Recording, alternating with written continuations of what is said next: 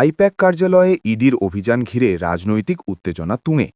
এই ঘটনায় পশ্চিমবঙ্গের মুখ্যমন্ত্রী মমতা বন্দ্যোপাধ্যায়কে জেলে পাঠানোর দাবি তুলেছেন বিজেপির সিনিয়র নেতা ও কেন্দ্রীয় মন্ত্রী গিরিরাজ সিং। তিনি অভিযোগ করেন, ইডির তল্লাশির সময় মুখ্যমন্ত্রী অর্থ পাচার মামলার সঙ্গে সম্পর্কিত গুরুত্বপূর্ণ নথিপত্র ছিনিয়ে নিয়ে চলে গিয়েছিলেন। গিরিরাজ সিংয়ের বক্তব্য, এটি অত্যন্ত গুরুতর অপরাধ, এর জন্য মমতা বন্দ্যোপাধ্যায়কে জেলে পাঠানো উচিত।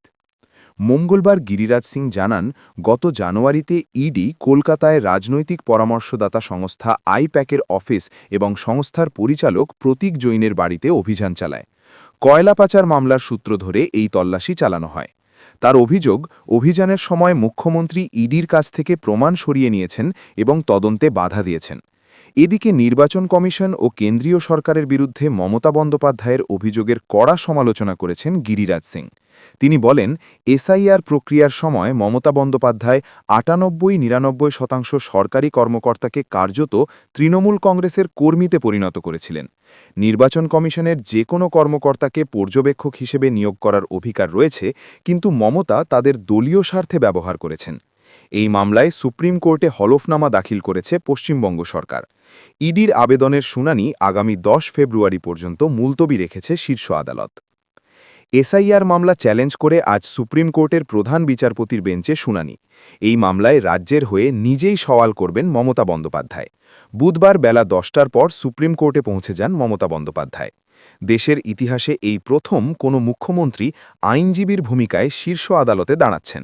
এই ঘটনা ঘিরে জাতীয় রাজনীতিতে শোরগোল পড়ে গিয়েছে। অন্যদিকে জাতীয় মুখ্য নির্বাচন কমিশনার জ্ঞানেশ কুমারের বিরুদ্ধে ইমপিচমেন্ট প্রস্তাব আনার তোড়জোড় শুরু করেছে তৃণমূল। গতকালই মুখ্যমন্ত্রী এর ইঙ্গিত দিয়েছিলেন। সূত্রের খবর, দলের অন্দরে এই নিয়ে জোরদার আলোচনা শুরু হয়েছে। সংসদে এই প্রস্তাব পেশ করতে হলে অন্যান্য বিরোধী দলগুলোর সমর্থনের প্রয়োজন।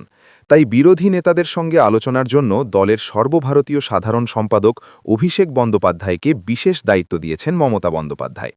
বাজেট অধিবেশনের মাঝে এই পদক্ষেপ মোদী সরকারের উপর চাপ বাড়াবে বলেই মনে করছে রাজনৈতিক মহল। দিল্লিতে রাজনীতির পারদ চড়লেও বাংলায় কিন্তু শীতের আমেজ এখনও অটুট রয়েছে। যাই যাই করেও শীত বিদায় নিচ্ছে না। আবহাওয়া দপ্তর সূত্রে খবর, দার্জিলিংয়ের তাপমাত্রা এখনও ৪ ডিগ্রির ঘরে ঘোরাফেরা করছে। কোচবিহার, জলপাইগুড়ি সহ উত্তরের জেলাগুলিতে শীতের দাপট পূর্ণ মাত্রায় বজায় রয়েছে। কলকাতা ও পার্শ্ববর্তী জেলাগুলিতে সকাল ও সন্ধ্যায় ভালোই ঠান্ডা অনুভূত হচ্ছে। এখনই সোয়েটার বা চাদর তুলে রাখার সময় আসেনি।